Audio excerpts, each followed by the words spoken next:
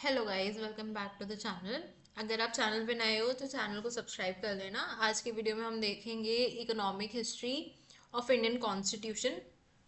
तो देखो, जो ये वाला सब्जेक्ट है, ये हमारा ये बीटेक के लिए कॉमन सब्जेक्ट है। ये एमडीयू सिलेबस के अकॉर्डिंग मैं आपको बता रही हूँ, महर्षि दयानंद यूनिवर्सिटी के अकॉर्डिंग। ठीक है, तो ये आज हम पढ़ेंगे। तो एक सबसे पहला टॉपिक है हमारे पास Indian constitution and economic document. तो जो इंडियन कॉन्स्टिट्यूशन है हमारा, वो सिर्फ एक लीगल डॉक्यूमेंट नहीं है, वो एक इकोनॉमिक ब्लूप्रिंट भी है, जो कि आपको सारी चीज़ें प्रोवाइड करता है कि इकोनॉमिकली सारी चीज़ें कैसे चलेंगी। प्लस एक इस्टेब्लिश करता है ये फ्रेमवर्क को, जिससे हम रिसोर्स डिस्ट्रीब्यूशन, वेलफेयर और डेवलपमेंट को समझ पाते हैं। देन जो इकोनॉमिक डेवलपमेंट के लिए हमारा ये है, जो कॉन्स्टिट्यूशन है, वो हमारा एक रिलेशनशिप भी डिफाइन करता है between state, market and citizen. अब इसमें स्टेट यहाँ पे हमारा नॉर्मल वैसा स्टेट नहीं होता। ठीक है, इसका मतलब होता है मनी। देन हम प्रोवाइड करता है, ये जो इंडियन कॉन्स्टिट्यूशन है वो हमारा प्रोवाइड करता है economic justice and growth. Okay. Then economic philosophy की अगर हम बात करें इंडियन कॉन्स्टिट्यूशन में, तो ये एक ब्लेंड है सोशलिज्म, वेलफेयर, मिक्स्ड इकोनॉमी का।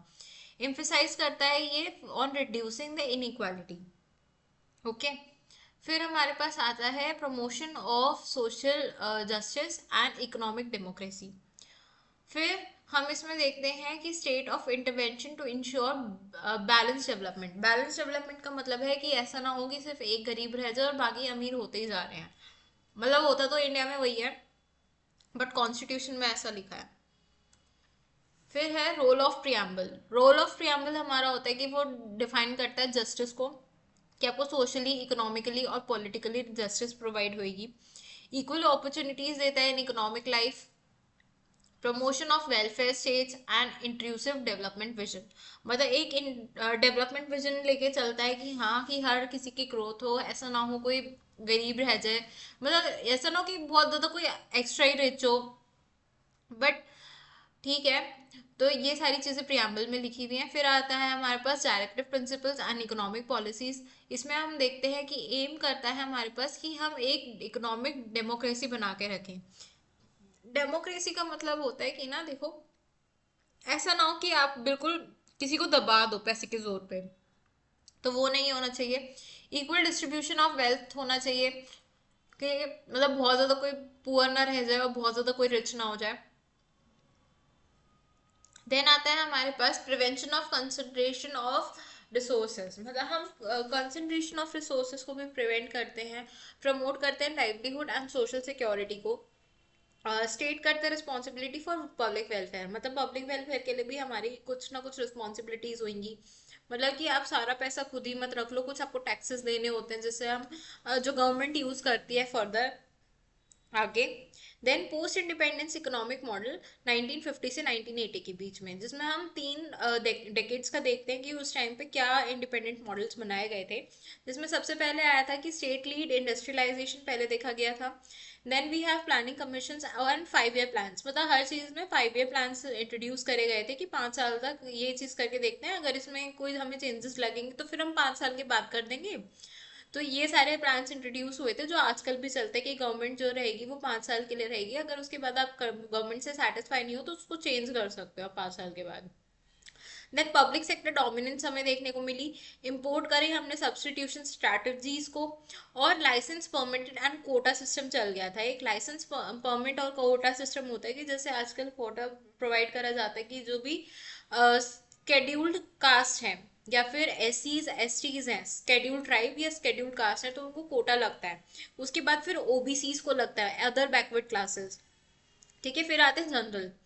तो जिस जैसे जैसे मैंने ये जो आपको फॉर्मेट बताया है, इसमें सबसे ज्यादा कोटा एससीज के पास होता है, देन ओबीसीज के पास, और सबसे कम होता है जनरल के पास। ठीक है। फिर आता है हमारे पास land reforms and property rights debates. मतलब ये क्या हुआ था कि ना, जैसे प्रॉपर्टी के बेसिस पे क्या राइट्स और डिबेट्स चल रही थी उसमें। तो सबसे पहले बोला था कि abolition of zamindari system. Zamindari system उसमें चलता था, तो उसमें ये होता था कि पुराने टाइम में जो बड़े जमींदार होते थे वो छोटे जमींदार की लैंड रख लेते थे, हथियार लेते थे। मतलब वो जैसे पैसे लेते थे तो उसके बेसिस पे कुछ कॉन्ट्रैक्ट साइन करवाए जाते थे कि अगर आप हमारी डेट टाइम पे नहीं दे पाए तो हम आपका लैंड ही ले लेंगे।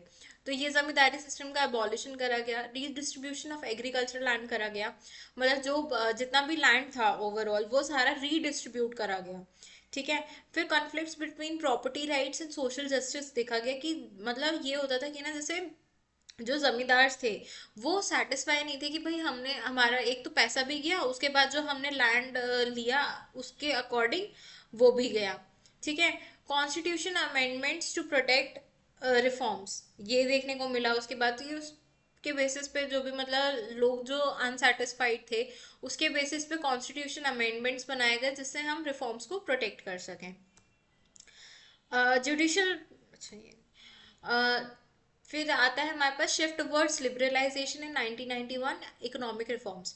तो इसमें क्या है देखो, transition from socialist planning to market oriented programming economy ये चीजें देखने को मिली। फिर liberalisation, privatisation and globalisation which is LPG, ये मेन चीज है जो कि देखी गई थी। तो इसमें क्या होता है देखो, लिबरलाइजेशन का मतलब होता है कि आप लिबरल तरीके से रहो।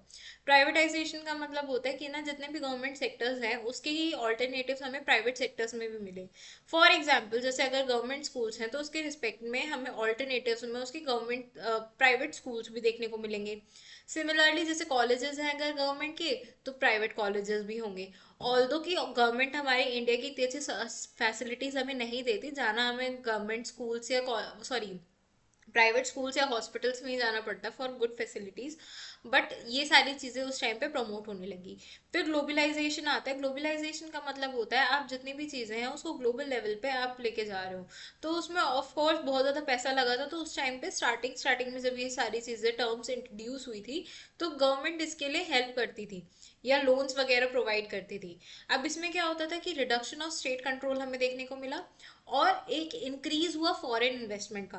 क्योंकि अगर हम बाहर अपना प्रोडक्ट लेके जाएंगे दूसरी कंट्रीज में तो ऑफ कोर्स जो दूसरी कंट्रीज के प्रोडक्ट्स हैं वो भी हमें इंडिया में देखने को मिलेंगे। तो फॉरेन इन्वेस्टमेंट बढ़ने लगा प्लस कंपटीशन भी इंक्रीज हुआ। फिर आता है constitution support for liberal economy. तो इसमें हमें freedom of trade and business देखने को मिला। प्रोटेक्शन ऑफ कंपटीशन हमें देखने को मिला कि भाई एक कंपटीशन अगर है कि मतलब फॉरेन गुड्स भी हैं इंडियन गुड्स भी हैं तो उनके बीच में कंपटीशन होने लगा कि भाई बाहर वाली चीज़ों की एक्सपेंसिव है तो उनकी क्वालिटी भी अच्छी होगी। ऑल्दो हो सकता था कि इंडियन चीज़ों की भी क्वालिटी अच्छी हो बट उसमें कौन देख रहा है फिर encouragement of private sector participation देखने को मिला। Then legal reforms supporting globalisation, ये हमें सारी चीज़ें देखने को मिली उस टाइम पे। फिर आता है modern constitution economic issues. Modern constitution के साथ कुछ ना कुछ इकोनॉमिक इश्यूज देखने को मिले जिसमें डिजिटल इकोनॉमी एंड फिनटेक हमें रेगुलेशन देखने को मिला।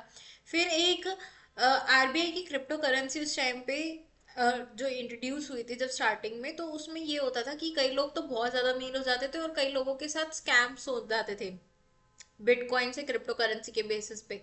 तो ये डिबेट्स चलती थी वहाँ पे। फिर data economy and financial illusion भी हुआ। Platform economy and gig work challenges, इस टाइप के हमें कुछ चैलेंजेस देखने को मिले जब मॉडर्न कॉन्स्टिट्यूशन इकोनॉमी हुई। तो फिर आता है हमारे पास economic justice in contemporary India. अब जो बैलेंसिंग ग्रोथ एक इक्विटी के साथ देखने को मिलता है। देखो इक्विटी क्या होता है, जैसे फॉर एग्जांपल मान लो मैंने कोई कंपनी खोली, अब मेरे पास इतने ज़्यादा पैसे नहीं है so I am asking someone to invest in my company. ठीक है। अब उस कंपनी में जब मैं इन्वेस्टमेंट मांग रही हूँ तो उसके बेसिस पे मुझे 2%, 5% या 15% मुझे इक्विटी देनी पड़ेगी।